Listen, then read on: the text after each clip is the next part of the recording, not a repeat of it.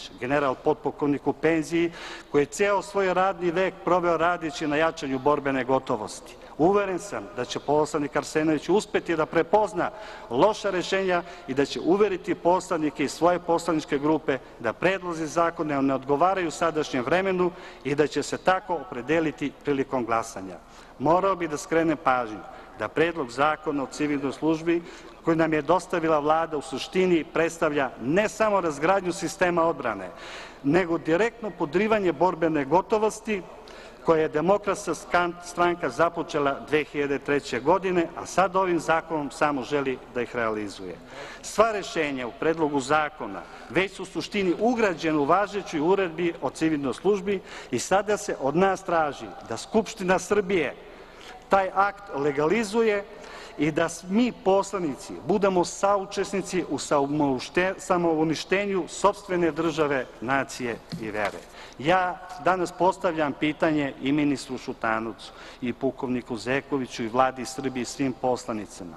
Da li će nam državu braniti obučeni oficiri i vojnici ili neko ko je prao klozete po bolnicama i staračkim domovima, izdavao knjige u nekoj biblioteci, radio kao čuvar u banci ili pošti, pogrebnom zavodu ili nekoj drugoj službi gradske uprave? Neće. Jer takvi sutra ne bi mogli da odbrane ni sebe, ni svoje porodice. Kada je u pitanju odbrana države, nema prigovora savesti koji je predviđen ovim zakonom. Sva vojno sposobna lica moraju na redovno služenje vojnog roka.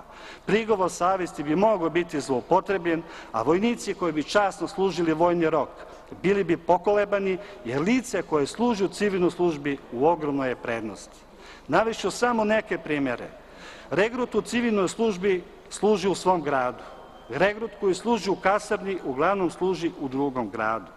Regrut u civilnoj službi je posle radnog vremena slobodan, spava u svojoj kući i čitavo vreme je u civilu. Regrut koji služi u kasarni nema radno vreme, spava u kasarni gde provodi vreme i gotovo uvek je u uniformi. Regrut u civilnoj službi je svakodnevno sa svojim porodicom i prijateljima. Regrut koji služi vojni rok u kasarni sa porodicom i prijateljima je onda kada ga puste kući vikendom ili na redovno odsustvo. Regrut u civilnoj službi ne može da bude pod bilo kakvom zabranom niti kažnjen zatvorskom kaznom. Regrut koji služi vojni rok u kasarni može biti kažnjen zabranom izlaska iz kasarne kao i zatvorom. Samo moment. Najdrastičnija razlika ih ipak očekuje tek kao vojnike u rezervnom sastavu Vojske Srbije. Regrut koji je služio u civilnoj službi nikada neće biti pozvan na vojnu vežbu, manevar ili u rat. Regrut koji je časno odslužio vojni rok pod oružjem u kasarni sve do svoje 60. godine života podleže obavezi vojnim vežbama, manevrima i obavezno učešće u ratu. Recite mi, ko je onda voljan da služi vojni rok pod oružjem u kasarni pored ovako destimulativnih i drastičnih razlika? Dame i gospodo, ovako loši predlozi vojnih zakona rezultat je stručnog rada navodnih eksperata koji je uveo haos u sistem odbrane jer daje mogućnost regrutima da vojni rok služe u školama, bibliotekama, fakultetima i drugim gradskim službama. Sva je sreća da još nije usvojen zakon o legalizaciji prostitucije, tako da bar za sada neće vojni rok služiti u javnim kućama. Predlozi vojnih zakona kojima raspravljamo formulisani su sa ciljem što gore po sistem odbrane, to bolje za izvršenje postupanja stranih mentora.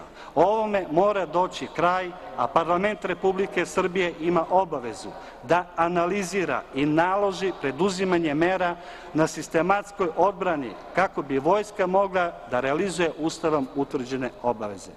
Gospodine ministre, ako ne povučete iz procedure predlog zakona o civilnoj službi, onda saopštite građanima Srbije da dolazi kraj najstarijoj državi na Balkanu. Ukoliko se pak usvoji i stupi na snagu pre raspada Evropske unije, onda recite građanima zbogom Srbijo, jer u tom slučaju ni ime nećemo moći da je odbranimo. Dame i gospodo, Neophodno je zakon o vojnoj, radnoj i materijalnoj obavezi, kao i druge vojne zakone, preurediti, sistematizovati, a ministru odbrane smanjiti neka ovlašćenja, jer se radi o vojsci Srbije, a ne o privatnoj vojsci Demokratske stranke.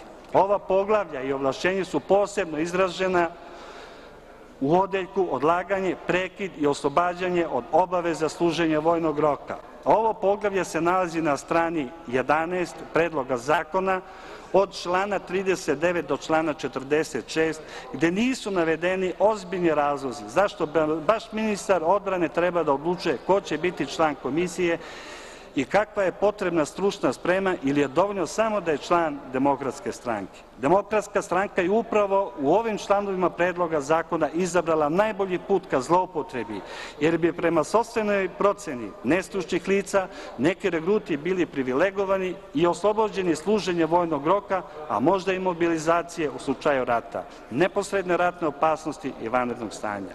U predlogu zakona o vojnoj, radnoj i materijalnoj obavezi u poglavlju Rimsko 3, koje nosi naslov radna obaveza, i poglavlju Rimsko 5, materijalna obaveza, poslaničku grupu Srpske radikalne stranke interesuje kako misli ministar da u praksu sprovede članove ovog zakona od člana 82 do člana 125, jer ovim predlogom zakona nije precizirano kakve obaveze imaju strane firme, ustanove ili banke u sprovođenju ovog zakona.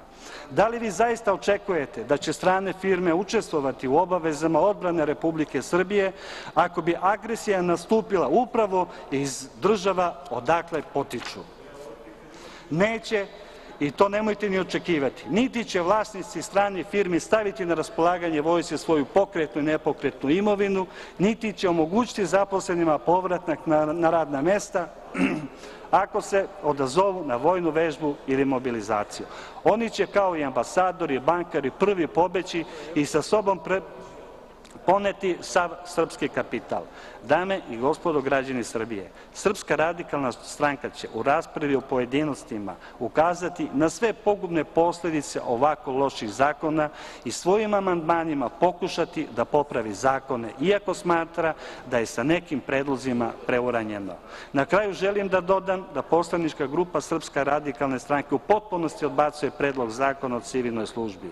Mada nema ništa protiv da se prihvati deo koji se odnosi na prigovor savesti, odnosno služenje vojnog roka bez oružja, a koji bi se odnosio samo na verska lica koje služe verske obrede, i to priznatih verskih zajednica u Republici Srbiji.